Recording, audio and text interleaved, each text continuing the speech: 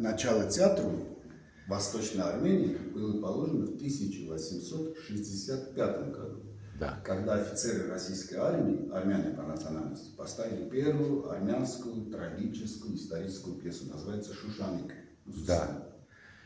Это 65-й год. И, по-моему, мужчина играл главную роль, потому что, или нет? Тогда да. Да. Вот как раз я об этом хотел. А в 1873 году была поставлена пьеса «Сандук», и впервые на сцену зашла первая армянская актриса. Да. Сирануш. Сирануш, да. И про нее тоже я вам, да, когда ее спутали.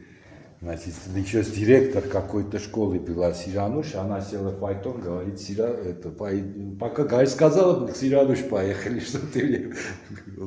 Вот Эти смотрите. фамилии ничего не скажут, это очень великие армянские актеры. Карпая, Адамян, Зарифян есть здесь? Вот, пожалуйста. Ага.